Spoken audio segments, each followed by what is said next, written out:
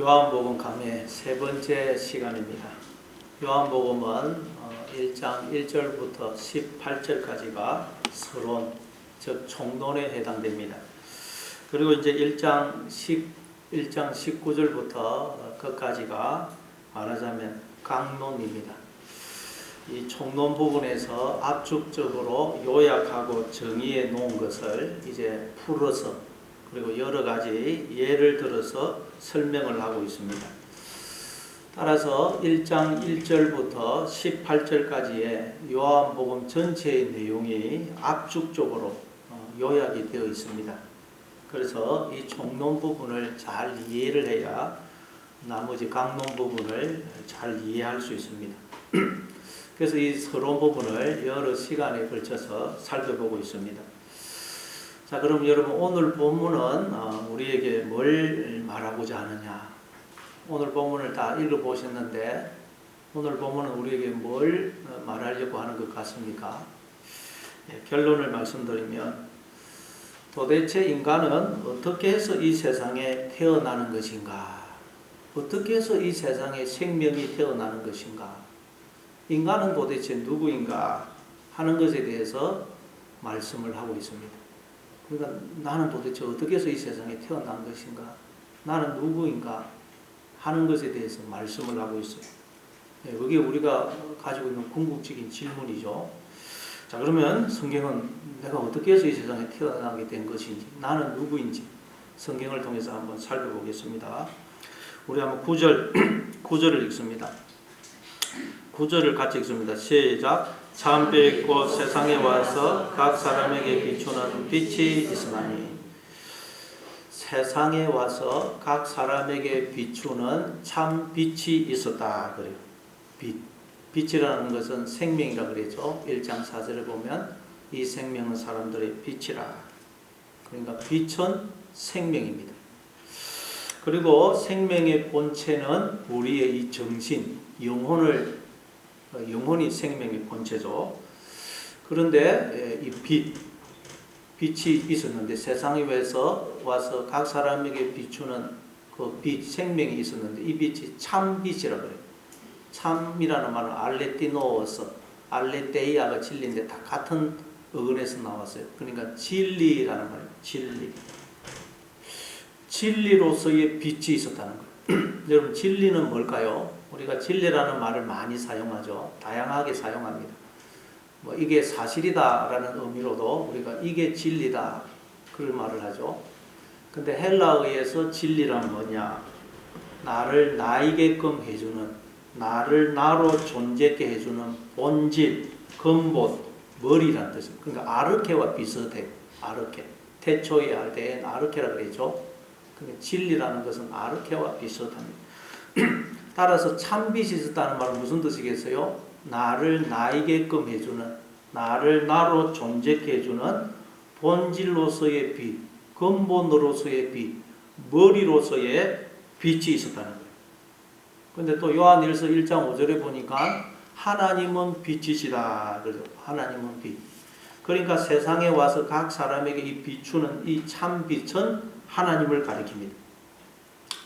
그리고 세상이 나오는데 세상은 이 자연 만물을 가리키지만 또 궁극적으로는 나라는 존재를 가리켜요. 내가 나의 주인이 머리가 왕이 되어서 나를 다스리게 되면 나라는 존재는 세상 나라 또는 세상이 됩니다. 그러나 하나님이 나의 주인이 머리가 왕이 되셔서 나를 다스리면 나는 하나님 나라가 돼요. 이런 의미에서 우리는 세상에서 건짐을 받아야 됩니다. 그래서 세상 나라에서 하나님 나라가 되어야 됩니다. 그러니까 성경에서 세상이나 애굽은 같은 의미입니다. 하나님이 이스라엘 백성들을 출애굽 시키셨죠. 출애굽. 여기에는 두 가지 의미가 있다 그랬어요. 하나님이 원래 없음이었던 우리 안에 영으로, 생명으로, 머리로, 남편으로 들어오셔서 하나가 되어 주심으로 없음이었던 우리를 있음으로, 존재가 아니었던 우리를 존재로 이끌어내 주신 걸 말해요. 그러니까 이 세상에 생명으로 태어나는 모든 인간들은 출애굽을 한 거예요. 생명의 세계 안으로 들어왔다는 말은 하나님의 세계 안으로 들어온 것을 의미해요. 자, 그러니까 모든 인간들이 다 하나님의 세계 안으로 들어와서 출애굽을 한 거예요. 근데 인간들이 하나님의 세계 안에 들어왔는데 그 속에서 자아라는 무덤을 만들고 하나님 없는 생각이라는 무덤을 만들고 애굽을 만들고 세상을 만들고 스스로 그 속에 기어 들어가서 스스로를 가두더란 거예요. 그래서 하나님이 우리를 다시 찾아오셔서 우리를 자아라는 무덤에서 하나님 없는 그 생각이라는 무덤에서 애굽에서 세상에서 우리를 끄집어내 주시는 거예요. 이게 출애굽에 담긴 두 번째 의미입니다. 마찬가지로 참 빛이신 하나님이 세상에 와서 각 사람에게 빛을 비추더라 라는 말씀에도 역시 두 가지 의미가 있어요. 첫째는 원래 어둠이었던 없음이었던 우리 안에 하나님이 참 빛으로 들어오셔서 빛을 비추어 주심으로 우리를 빛으로 이렇게 생명으로 존재케 해주신 걸 의미합니다. 그런데 인간들이 자기들 속에 주어진 그 빛을 도둑질 해가지고 그 빛이 마치 자기가 만들어낸 자기의 빛이냐, 즉 자기가 원래부터 빛이냐 빛 행세를 하더라. 그러면 그 빛은 빛의 역할을 못합니다. 즉 내가 누군지를 몰라요. 그래서 그 빛의 역할을 못하는 빛을 성경은 어둠이다. 어둠. 그래서 하나님이 어떻게 하신다고요? 이제 우리 안에 빛이 어두워져 버렸어요. 그래서 종을 보내어서 우리 바깥에서 복음의 빛을 비추어 주심으로 우리 안에 어두워진 그 빛을 다시 빛으로 살려내심으로 빛으로 회복시키심으로 우리를 구원하시는 것입니다. 자, 그래서 이제 10절에 그게 참빛 세상에 와서 각 사람이 비추는 빛이 있다는 거예요. 그래서 10절에 이렇게 말씀합니다. 우리 한번 10절을 읽어보겠어요. 10절 시작. 그가 세상에 계셨으며 세상은 그로 말미암아 지은 바 되었으되 세상이 그를 알지 못하였고 그가 즉 참빛이신 하나님이 세상 안에 계시더라는 거예요. 세상이 뭐라 그랬죠? 내가 머리가 되고 주인이 되고 왕이 되어서 나를 다스리면 나는 세상 나라 또는 세상이 된다 그랬죠. 그럼 그 세상 안에 하나님이 참빛으로 들어와 계시더라. 그러니까 내가 하나님을 알지 못했을 때에도 하나님을 거부하고 내가 나의 주인이 머리가 왕이 되어서 내 마음대로 내 고집대로 내 뜻대로 살았을 때에도 하나님이 내 안에 참빛으로 들어와 계셨다는 말이에요. 그런데 내가 그 빛을 도둑질 해가지고 내가 빛이냐 빛 행세를 한 것입니다. 그래서 세상은 또 그래 뭐라 그래요? 세상은 그로 말미암아 지은 바 되었다 그러죠. 모든 인간은 참 빛이신 하나님이 그 속에 들어와 주심으로 빛으로 생명으로 존재하게 되었다는 거예요. 우리는 원래 어둠이고 없음이었는데 하나님이 참 빛, 근본으로서의 빛, 본질로서의 빛으로 들어와 주심으로 우리를 지금 나로 존재케 해주고 계시다는 거예요. 그래서 우리가 다 생각을 하고 감정을 느끼고 기뻐하고 즐거워하고 온갖 재능, 은사, 힘, 능력, 종기, 영광이 나타나는 자들로 존재하고 있다는 거예요. 하나님이 참 빛으로 들어서 우리 속에 비추어 주시면 우리가 이렇게 다 존재하고 있다는 거예요. 자, 이걸 이사야서 9장 6절에서는 이렇게 말씀을 합니다. 이사야서 9장 6절 같이 읽습니다. 시작. 이는 한 아기가 우리에게 낳고 한 아들을 우리에게 주신 바 되었는데 그의 어깨에는 정사를 메었고 그의 이름은 기묘자라 모사라 전능하신 하나님이라 영존하시는 아버지라 평강의 왕이라 할 것입니다. 이 말씀은 읽을 때마다 놀라워요. 이야, 너무너무 놀라운 말씀입니다. 그래서 제가 자주 인용을 합니다. 여기 보니까 하나님이 우리 모두에게 선물을 주심으로 우리는 다 그 선물을 받고 이 세상에 태어난다는 것입니다. 선물을 안 받은 자는 없어요. 다 하나님으로부터 선물을 받고 이 세상에 태어난다는 것입니다. 그러면 그 선물이 뭐냐? 하나님이 한 아들을 우리에게 선물로 주셨다는 것. 그런데 그 아기가 누구냐? 그의 어깨에는 정사를 메었고 정사, 통치권, 주권이란 뜻이에요. 이 아이에게 통치권, 주권이 주어져 있다는 것. 그리고 그의 이름은 기묘자라. 기묘자, 펠레, 신비, 기적, 이적이라는 뜻이에요. 하나님이 우리에게 선물로 주신 이 아기, 이 아기는 우리 인간의 이성과 과학과 학문으로는 절대 이해할 수 없고 설명할 수 없는 기적이고 신비라는 것입니다. 모사라, 머리, 지혜라는 뜻이에요. 그리고 전능하신 하나님이라, 영존하시는 아버지라, 평강의 왕이라 할 것입니다. 그러니까 하나님이 우리에게 선물로 주신 이 아기가 누구라는 것입니까? 하나님. 전능하신 하나님이라, 영존하시는 아버지라, 평강의 왕이라 그러잖아요. 하나님이 우리에게 다 아기를 선물로 줬는데 그 아기가 하나님이라, 하나님.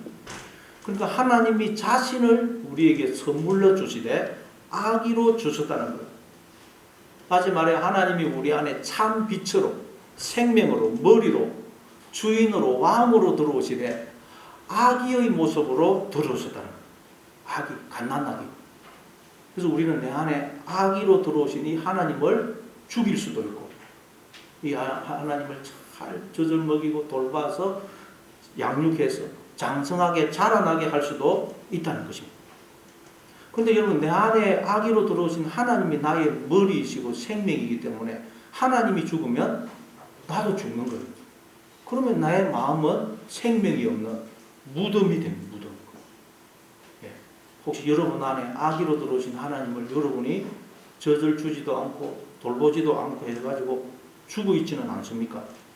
그러면 내 마음은 무덤이 되는 거예요. 여러분, 아기를 키울 때는 어떻게 해야 됩니까? 누가 무슨 소리 하더라도 그거 신경 쓰면 안 됩니다. 무슨 일이 있어도 그거 신경 쓰면 안 돼요. 아기를 키우는 데만 정신을 쏟아야 돼요. 그리고 아기는 아주 조심스럽게 다뤄야 됩니다. 아기를 함부로 다루면 위험해요. 우리 속에, 우리의 마음 속에 하나님이 아기로 들어와 계시다는 거예요. 그리고 우리가 악한 생각, 무슨 부정적인 생각, 나쁜 생각을 하면 우리 속에 아기로 들어오신 하나님이 지금 위험합니다. 죽어요. 우리가 기도하고 말씀을 읽고 듣고 묵상하는 것은 내 안에 아기로 들어오신 하나님께 젖을 주는 젖을. 따라서 우리가 기도하지 않고 말씀을 붙들지 않으면 내 안에 아기로 들어오신 하나님에게 젖을 안 줘가지고 굶겨서 죽이는 거예요. 내가 나의 주인이 머리가 왕이 되어서 내 마음대로, 내 고집대로, 너의 성질대로 살면 내 안에 아기로 들어오신 하나님을 죽이는 것입니다. 그래서 아기 예수님이 유대 땅 베들레헴에 태어났을 때 헤롯 왕이 그 아기 예수님을 죽이려고 하니까 예수님이 어디로 내려가시죠? 애굽으로 내려갔어요. 애굽은 무덤이라고 그랬죠. 무덤. 내가 나의 왕이, 주인이 머리가 돼서 내 고집대로, 내 성질대로, 내 마음대로 살면 내 안에 아기로 들어오신 하나님을 우리가 죽여서 무덤에 묻는 것이 된다는 거예요. 여러분 속에 아기로 들어오신 하나님이 무덤 속에 묻혀 있지는 않습니까? 그러면 나도 내 마음이 무덤이 돼요. 무덤이. 그래서 우리가 하나님의 생명과 복에 기쁨과 즐거움에 전혀 참여를 못할 뿐만 아니라 다른 사람에게도 전혀 하나님의 생명과 복을, 기쁨과 즐거움을 나눠주지 못하는 거예요. 왜? 마음이 무덤이 되어 있어가지고 악취만 풍기는 것입니다. 그러나 우리가 늘 기도하고 말씀을 붙들므로 하나님의 통치가 임하게 되면 내 안에 아기로 들어오신 하나님이 장성하게 자라게 됩니다.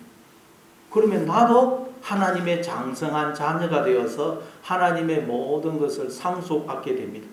비록 부분적이지만 이 땅에서 우리는 하나님의 모든 생명과 복의 기쁨과 즐거움에 참여하게 되는 것입니다. 여러분 안에 아기로 들어오신 하나님은 지금 어떤 상태입니까?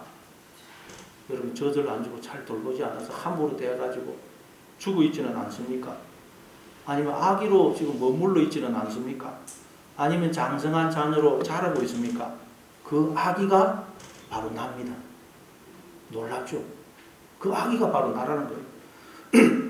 그러니까 우리는 날마다 내 안에 아기로 돌아오신 하나님을 살려내야 돼요. 자꾸 정성을 다해서 젖을 먹이고 돌봐서 자라게 해야 돼요. 뼈르게 가만히 있어서 아기를 돌보지 않으면, 양육하지 않으면 아기는 죽습니다. 내버려 두면 죽어요. 이처럼 이 세상에 생명으로 태어나는 모든 인간은 그 안에 하나님을 아기로 선물로 받아서 이 세상에 태어나는 겁니다. 모든 생명 안에는, 그 안에는 하나님이 아기로 들어가 계세요. 그래서 우리는 생명이 태어날 때마다 기뻐하고 감격하는 거예요. 놀라는 것입니다.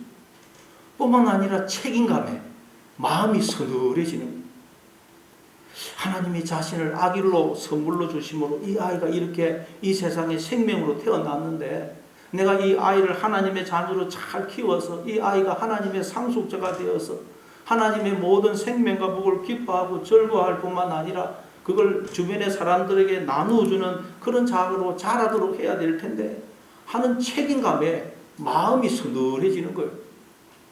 젊은 부모들은 그걸 잘 못 느끼지만 이제 할아버지, 할머니는 손자, 손녀가 태어나면 그걸 느낍니다.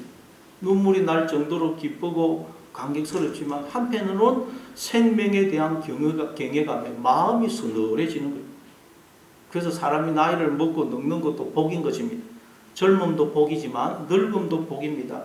늙어야만 깨달을 수 있는 은혜가 있어요. 늙어야만 누릴 수 있는 기쁨과 즐거움이 있는 것입니다.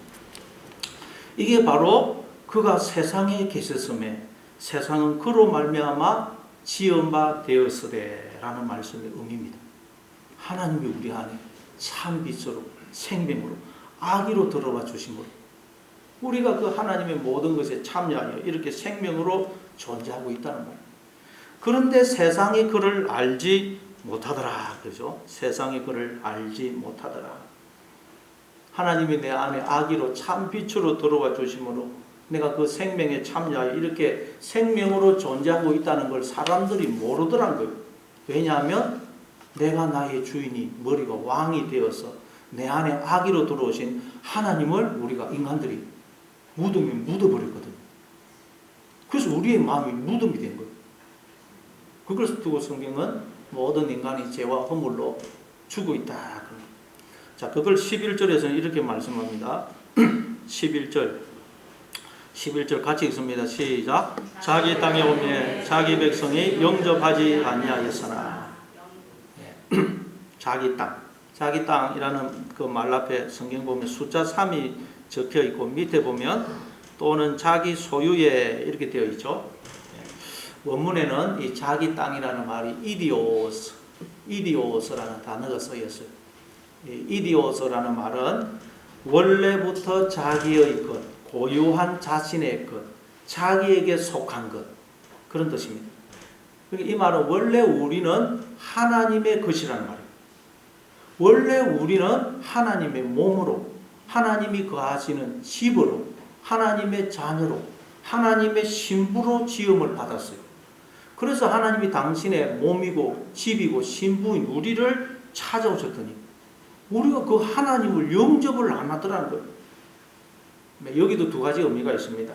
첫째는 하나님이 내 안에 생명으로 들어오셨는데 우리가 다 내가 나의 주인이 머리가 왕이 되므로 내 안에 아기로 들어오신 하나님을 죽인 걸 의미해요. 둘째는 그래서 하나님이 종을 보내서 우리 바깥에서 그걸 계속 알려주시는데 복음의 빛을 비추시는데 그것도 인간들이 거부를 하더라. 복음의 빛을 받아들이지 않더라. 그걸 하나님이 우리에게 설명하기 위해서 하나님이 사람이 되어서 자기 백성, 유대민족이 자기 백성이죠. 선민 아닙니까? 하나님이 사람이 되어 자기 백성이 이스라엘 백성들에게 왔더니 이스라엘 백성들이 하나님을 거부하고 배척하고 죽이는 것으로 설명을 하고 있는 거예요. 우리가 지금 그러고 있다는 거예요. 여러분 하나님이 우리를 찾아오시는 목적은 우리에게 당신을 선물로 주어서 우리로 하나님의 모든 것에 참여하도록 하기 위해서입니다. 우리에게 생명과 복을 주기 위해서 하나님의 그 기쁨과 즐거움에 참여하기 위해서예요. 그러니 우리는 하나님이 우리를 찾아오실 때 남편이 오는 거 아닙니까? 내 머리가 오는 것이고 그러니 기쁨과 감격으로 감사함으로 영접을 해야 마땅합니다. 그런데도 인간들이 그 하나님을 거부를 하더라. 배척을 하고 죽이더란 거예요. 도대체 그 이유가 뭘까요? 왜 우리가 하나님을 영접을 안 하는 것일까요? 고린도후서 4장 4절입니다. 고린도후서 4장 4절 같이 읽습니다. 시작. 도중에 이 세상 신이 믿지 아니하는 자들의 마음을 혼미하게 하여 그리스도의 영광의 복음의 광채가 비치지 못하게 하느니 그리스도는 하나님의 형상이니라. 이 세상의 신이 믿지 아니하는 사람들의 마음을 혼미하게 만들어서 사람들이 복음의 광채를 거부하게 하더랍니다. 즉 사람들이 이 세상의 신에 속아서 자기들에게 참된 생명과 복을 주기 위해서 찾아오시는 하나님을 영접을 안 하더라는 게 속아가지고. 그럼 우리를 속이는 이 세상의 신은 누굴까요? 세상의 신. 세상의 신이 인간들을 다 속이고 있다. 이 세상의 신은 누구냐? 빌립보서 3장 18절 19절입니다. 빌립보서 3장 18절 19절 같이 있습니다. 시작. 내가 여러 번 너희에게 말하였거니와 이제도 눈물을 흘리며 말하노니 여러 사람들이 그리스도의 십자가의 원수로 행하느니라. 그들의 마침은 멸망이요 그들의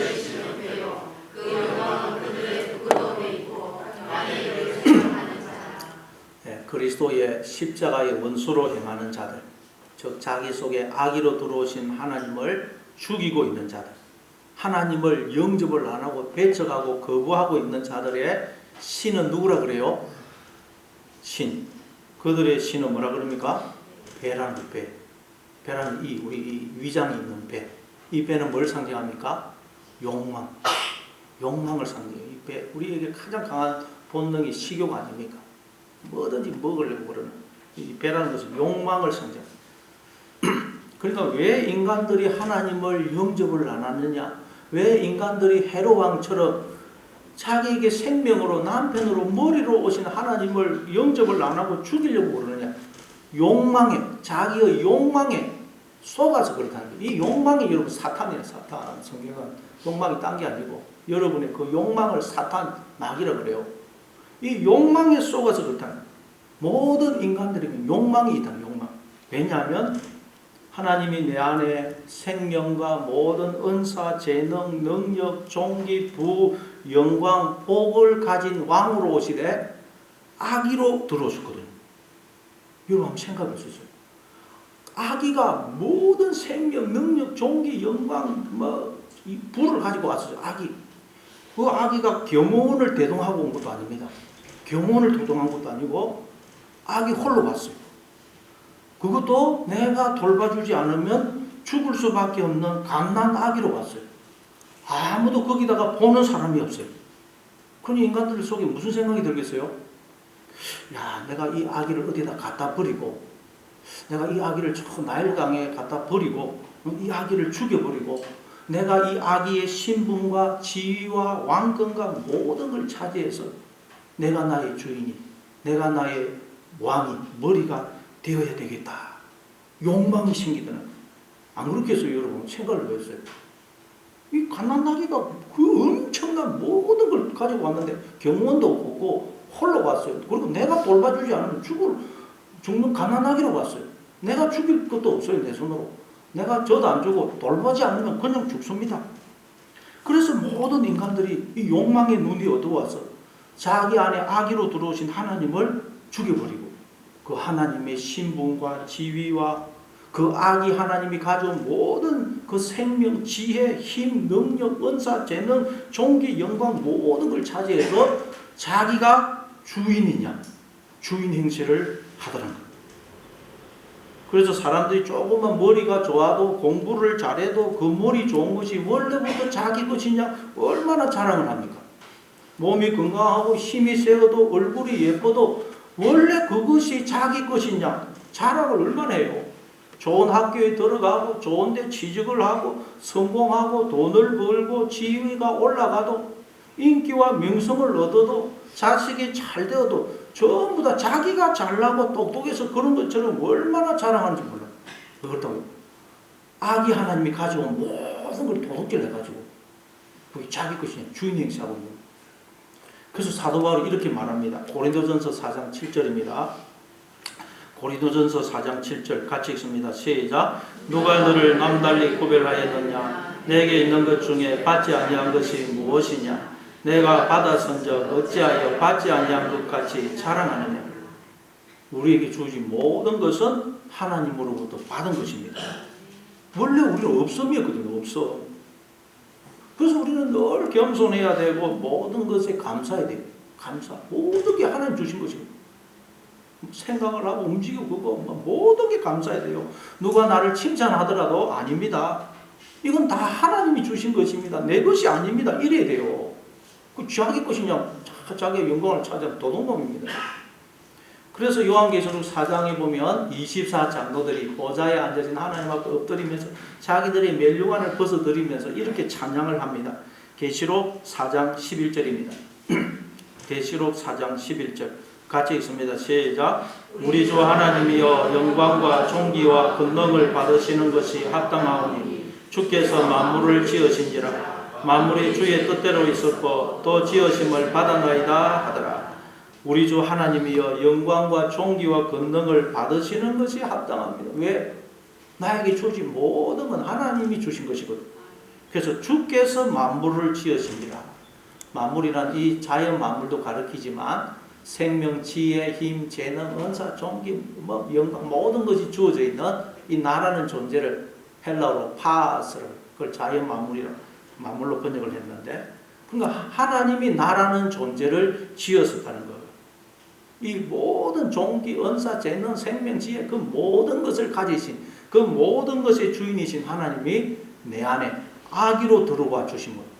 우리가 지금 다 하나님의 그 모든 것에 참여해가지고 지금 이렇게 그냥 기뻐하고 즐거워하고 은사, 재능 모든 것을 발휘하는 자로 존재하고 있다는 거예요.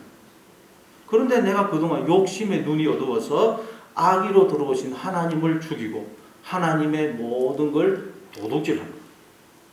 그래서 내 마음이 무덤이 됩니다. 무덤. 세상 나라가 된 것입니다. 지금도 우리는 이 욕망에 속아서 이 욕망의 눈이 어두워서 하나님을 무덤에 묻을 때가 많습니다. 영접을 안 할 때가 많아요. 어떤 부분에서는 하나님의 통치를 받아들이는데 어떤 부분에서는 하나님의 통치를 받아들이지 않습니다. 왜 그렇다고요? 욕망의 눈이 어두워서 하나님의 거부를 하면 하나님의 것을 더 많이 도둑질할 수 있거든요. 하나님의 것을 더 많이 도둑질하려고 하나님의 통치를 받아들이지 않는다는 거예요. 그래서 그냥 그러면 내가 더 부자가 되고 내가 나의 왕이 주인이 될 수 있을 것처럼 보이거든요. 그러나 그건 내가 스스로 나에게 준 생명과 복을 죽이고 파괴하는 거예요. 그래서 우리는 신앙생활을 하면서 수많은 시행착오를 겪는 것입니다. 실패도 해보고 망하기도 하는 것입니다. 그런 경험을 통해서 하나님의 통치를 온전히 받아들일 때 하나님의 그 생명과 모든 복이 진짜 내 것이 되는구나 하는 것을 우리는 깨닫게 됩니다. 이걸 두고 말라기서 3장 8절 9절에서는 이렇게 말씀합니다. 말라기서 3장 8절 9절 같이 읽습니다. 시작. 사람이 어찌 하나님의 것을 도둑질하겠느냐. 그러나 너희는 나의 것을 도둑질하고도 말하기를 우리가 어떻게 주의 것을 도둑질하였나이까 하는도다. 이는 곧 11조와 공문물이라. 너희 곧 온 나라가 나의 것을 도둑질하였으므로 너희가 저주를 받았느니라. 하나님이 이스라엘 백성들에게 너희들이 왜 내 것을 하나님의 것을 도둑질하느냐. 그러니까 이스라엘 백성이 우리가 언제 하나님의 것을 도둑질했습니까? 그래서 하나님이 이는 곧 11조와 봉헌물이라. 너희가 나의 것을 도둑질하였으므로 저주를 받았느니라.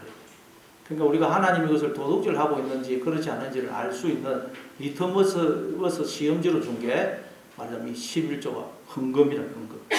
왜냐하면 우리 인간의 욕망이 가장 구체화된 것이 돈 아닙니까? 오늘 우리가 돈만큼 욕망의 대상이 없어요. 돈만큼 우리가 소원하고 바라는 것이 없습니다. 돈이 신이 되어 있어요. 돈. 그렇죠? 여러분의 그 욕망의 그 내용이 보면 돈입니다. 돈. 돈이 신이 되어 있어요. 그래서 우리가 이 욕망의 눈이 어두워서 그 욕망이 나의 신이 되어서 우리가 하나님을 영접을 안 한다는 것. 내 안에 악의로 들어오신 하나님을 내버려두고 저주를 안 줘서 죽였어. 그 하나님의 것을 도둑질해가지고 내가 나의 주인 행세, 왕 행세를 하고 있다. 그래서 우리가 내 마음이 무덤이 됩니다. 무덤. 하나님의 생명과 복에 참여를 못하고 있다. 그러나 우리가 하나님을 영접을 하게 되면 어떻게 되느냐. 12절 읽습니다. 오늘 본문 12절 같이 읽습니다. 시작. 영접하는 자 또 그 이름을 믿는 자들에게는 하나님의 자녀가 되는 권세를 주셨으니. 여기 보면 하나님을 영접하는 것과 그 이름을 믿는 것이 같은 의미로 사용되고 있습니다. 하나님을 영접을 한다는 말은 하나님의 이름을 믿는 것이다. 그렇게 말씀합니다. 여러분 하나님의 이름에 대해서 제가 출애굽기 강의할 때 자세히 말씀을 드렸죠. 하나님이 우리 이름이 되시고 우리가 또 하나님의 이름이라 그랬죠. 하나님이 자신을 우리에게 이름으로 주심으로 그때부터 우리가 이름을 가진 자가 된 거예요. 하나님의 자녀, 하나님이 우리에게 이름을 주심으로 우리 그때부터 하나님의 자녀, 하나님의 신부, 하나님의 몸, 하나님의 집으로 이 세상에 존재하게 된 것입니다. 예를 들어서 아기가 태어나면 그 아기가 엄마에게 이름을 주죠. 그때부터 엄마라는 이름을 줍니다. 아기가 태어나면 아기가 이름을 줘요. 아기가 없으면 절대 엄마라는 이름을 가질 수 없어요. 마찬가지로 하나님이 우리에게 자신을 이름으로 주십니다. 그래서 우리가 하나님의 자녀, 하나님의 처소, 하나님의 신부로 이 세상에 존재하게 됩니다. 뿐만 아니라 이제 하나님은 또 우리를 하나님의 이름으로 삼으세요. 당신의 이름. 그래서 누구누구의 아버지, 누구누구의 남편, 누구누구의 왕, 머리, 주인, 목자. 항상 하나님 우리를 이름으로 삼아 이제 존재하신다는 거예요. 그래서 우리는 하나님이 안 계시면 존재할 수 없어요. 왜? 하나님 우리 이름이시기 때문에. 뿐만 아니라 하나님도 우리가 없으면 존재하지 않으시기로 했다는 거예요. 우리가 하나님 이름이거든요. 그럼 물론 내가 없어도 하나님이 존재하시죠. 그러나 하나님, 내가 없으면 그 하나님이 나하고는 아무 관계가 없다는 거예요. 내가 존재하지 않으면 그 하나님도 나한테는 존재하지 않는 것 같죠. 그래서 하나님과 나는 이런 관계라는 거예요. 하나님이 내 이름, 나는 하나님의 이름. 하나님이 없으면 나도 없고 내가 없으면 하나님도 없고 이런 관계라는 거예요. 이런 관계. 그래서 이걸 알고 여러분 우리가 이 하나님의 통치를 받아들이면 우리가 하나님의 자녀가 된다. 여러분 그래서 우리가 우리가 하나님의 이름이기 때문에 여러분 우리가 하나님의 이름이기 때문에 세상 사람들은 누구를 통해서 하나님을 부를 수 있고 하나님을 찾을 수 있다는 거예요. 우리가 하나님의 이름이거든요. 그러니까 세상 사람들은 우리를 통해서 하나님을 부를 수 있고 하나님을 찾을 수 있다는 거예요. 그런데 우리가 하나님의 이름을 역할을 못하면 세상 사람들은 하나님을 부를 수도 없고 찾을 수도 없어요. 우리가 하나님 이름입니다. 예. 자, 어쨌든 하나님과 내가 이런 관계에 있다는 걸 알고 하나님이 내 이름이 되신다 하는 걸 알고 하나님을 내 이름으로 받아들여서 하나님의 통치를 받아들여서 우리가 하나님의 이름으로 살아가게 되면 어떻게 되느냐? 하나님의 자녀가 되는 권세를 주신다는 권세. 되는 하나님의 자녀가 되는 기노마인데 출생하다, 되어지다, 나타나다 그런 뜻입니다. 그러니까 하나님의 자녀로 출생되는 권세가 주어진다 그런 뜻이에요. 이걸 보통 하나님의 자녀로서의 권리가 주어진다 그렇게 이해를 하는데 그것도 틀린 말은 아닙니다. 맞습니다. 그런데 본문을 정확하게 번역하면 하나님의 자녀로 출생되는 권세가 주어진다.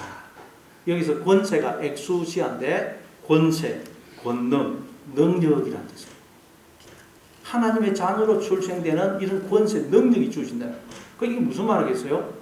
하나님이 우리 안에 엑수시아로 들어와 주심으로 우리가 하나님의 자녀로 생명으로 이 세상에 태어났다는 거예요. 근데 우리가 내 안에 주어진 하나님의 이 엑수시아를 권세, 능력을 도둑질해서 내 것으로 삼음으로 이 하나님의 엑수시아를 사탄의 엑수시아, 욕망의 엑수시아로 바꿔버린 거예요. 자, 사도행전 26장 17, 18절입니다. 사도행전 26장 18절 같이 읽습니다. 시작. 그 눈을 뜨게 하여 어둠에서 빛으로 사탄의 권세에서 하나님께로 돌아오게 하고 제사함과 나를 믿어 거룩하게 된 기업을 얻게 하리라 하더니라. 여기 사탄의 권세가 나오죠. 권세라는 말이 엑수시아입니다. 자, 근데 여기 보니까 그 눈을 뜨게 하여 어둠에서 빛으로 그리고 사탄의 권세에서 정확하게 하면 어떻게 되겠어요? 하나님의 권세로 이렇게 해야 될 텐데 그게 아니고 사탄의 권세에서 하나님께로 그러니까 하나님이 우리 안에 엑수시아로 들어왔는데 우리가 욕망이 너무 어두워서 그 하나님의 엑수시아 도둑질해서 그걸 사탄의 엑수시아, 욕망의 엑수시아로 바꿔버린 거예요. 그래서 이걸 볼 때 하나님이 우리 안에 엑수시아로 권세, 능력으로 들어와서 모든 권세 능력을 가진 자로 돌아와 주심으로 우리가 하나님의 모든 것에 참여하는 자녀로 출생했다. 출생. 근데 그걸 도둑질 해가지고 그 권세가 사탄의 권세가 되어버린 거예요.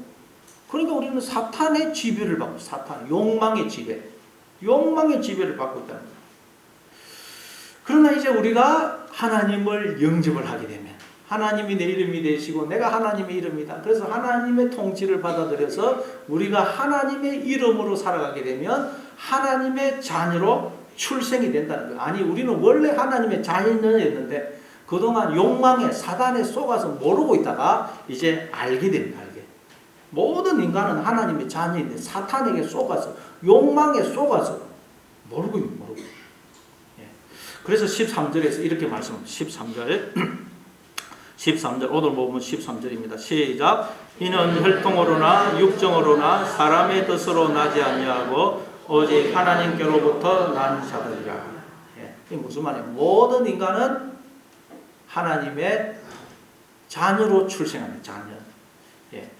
자, 그래서 이걸 이는이라는 말은 이 앞에 나온 사람들입니다. 영접하는 자. 그러니까 이 하나님의 자녀의 모든 인간이 이 세상에 태어나는 것은 혈통으로나 육정으로나 사람의 뜻으로 나는 것이 아니고 오직 하나님에 의해서 태어나는 것이다. 이 세상에 생명이 태어나는 것은 혈통으로도 육정으로도 사람의 뜻으로도 태어나는 게 아니고 하나님에 의해서 태어난다는 거예요. 이 세상의 모든 생명. 자, 여기서 첫째 혈통이라는 말은 헬로 하임반데 피라는 뜻이에요. 피. 여기서 말하는 피는 우리 인간의 피, 부모의 피를 가리킵니다. 즉 이 세상에 생명이 태어나는 것은 우리에게 있는 것을 재료로 해서 우리가 생명을 만들어내는 것이 아니라는 말이에요. 인간들은 흔히 부모님이 나를 낳았었고 부모님이 나에게 생명을 주셨다 그런 말을 하죠. 겉으로 보면 그렇게 보입니다. 부모님이 나를 낳았었고 나에게 생명을 주신 것 같아요. 그러나 늘 말씀드리지만 오늘날 이렇게 과학이 발달했지만 우리 인간은 머리카락 한 올, 피 한 방울, 콩알 하나 심지어 한 방울의 바닷물조차 만들지를 못해요. 그런데 우리가 어떻게 생명을 만들어낼 수가 있겠어요? 그리고 또 이 세상의 모든 것과 우리에게 주신 모든 것은 하나님이 주신 것 아닙니까?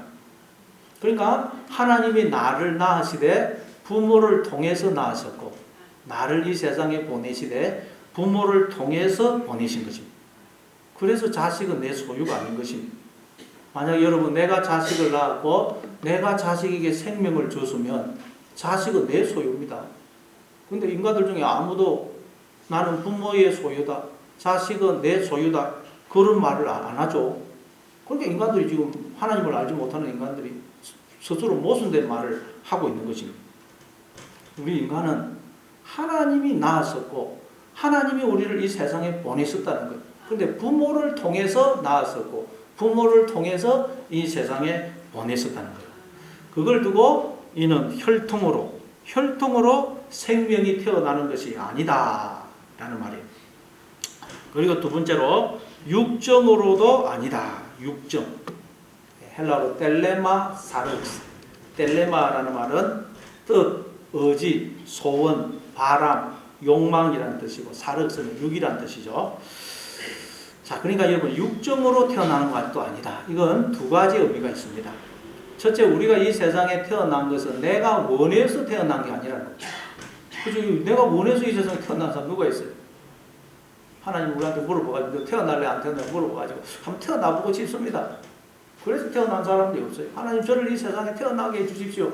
그래서 태어난 사람 아무도 없어요.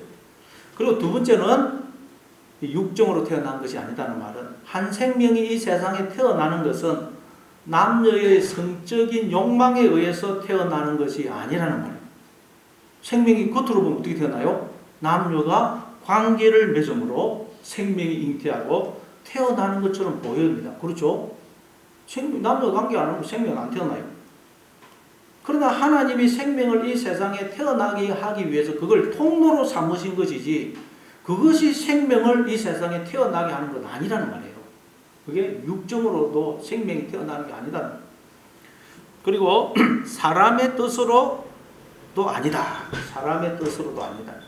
이 말은 내가 자녀를 낳고 싶다고 해서 또는 내가 자녀를 낳을 뜻과 계획을 세웠다고 해서 생명이 태어난 것도 아니라는 말입니다. 우리가 결혼을 하게 되면 자녀를 낳고 싶어 할 뿐만 아니라 내가 자녀를 몇 명을 낳아야지, 뭐 이런 자녀를 낳아야지, 그렇게 뜻을, 계획을 세우기도 하죠. 그러니까 내가 낳고 싶다고 해서 또는 내가 뭐 이런 자녀를 낳아야지 뜻을 세우기 때문에 그 뜻에 의해서 생명이 이 세상에 태어나는 것이 아니라는 거예요. 겉으로 보면 그렇게 보이지만 실제는 그게 아니라는 거예요. 그럼 어떻게 해서 이 세상에 생명이 태어나느냐? 어떻게 해서 태어난다고요? 13절 다시 한번 우리 읽어보겠습니다. 13절 같이 읽습니다. 시작. 이는 혈통으로나 육정으로나 사람의 뜻으로 나지 아니하고 오직 하나님께로부터 난 자들이라. 정확하게 번역하면 그들은 오직 하나님께로부터 났느니라. 이렇게. 오직 그들은 하나님께로부터 났느니라. 모든 생명은 오직 하나님에 의해서 이 세상에 태어난다는 말씀이에요. 하나님이 놀라운 계획을 세우시고 우리와 하나 되어 우리를 하나님의 모든 것에 참여하는 자로 삼아 우리와 하나 되어 영원히 사시려는 그 놀라운 계획을, 언약을 세우시고 우리 안에 빛으로 생명으로 아기로 들어와 주심으로 우리가 이 세상에 생명으로 태어나게 되었고 모든 인간들이, 모든 생명이 그렇게 해서 이 세상에 생명으로 태어난다는 거예요. 단순히 그런 이야기예요. 자, 에스겔서 18장 4절입니다. 에스겔서 18장 4절 같이 읽습니다. 시작. 모든 영혼이 다 내게 속한지라 아버지의 영혼이 내게 속한 같이 그의 아들의 영혼도 내게 속하여라니 범죄하는 그 영혼은 죽으리라. 모든 영혼은 하나님의 것이라. 하나님. 즉 모든 생명은 하나님에 의해서 이 세상에 출생을 한다. 태어난다. 모든 생명은, 모든 인간은 하나님의 자녀라는 자녀. 그런데 범죄함으로 욕망의 눈이 어두워서 내 안에 악의로 들어오신 하나님을 방치하고 무덤으로 하나님을 죽여버린 거예요. 그런데 그 하나님이 나의 머리고 생명이기 때문에 하나님을 죽이면 내가 죽는 거예요. 내 안에 생명이 없어요. 그래서 범죄하는 영혼은 죽는다는 거예요. 하나님을 죽이면 그게 내가 내 생명을 죽이는 것이거든요. 그래서 범죄하는 영혼은 죽으리라. 마지막으로 사도행전 17장 28절부터 31절까지를 읽고 마치겠습니다. 사도행전 17장 28절부터 31절. 같이 읽습니다. 시작. 우리가 그를 힘입어 살며 기동하며 존재하느니라. 어떤 사람들의 말과 같이 우리가 그의 소생이라 하니 이와 같이 하나님의 소생이 되었은즉 하나님을 금이나 은이나 돌에다 사람의 기술과 고안으로 새긴 것들과 같이 여길 것이 아니니라.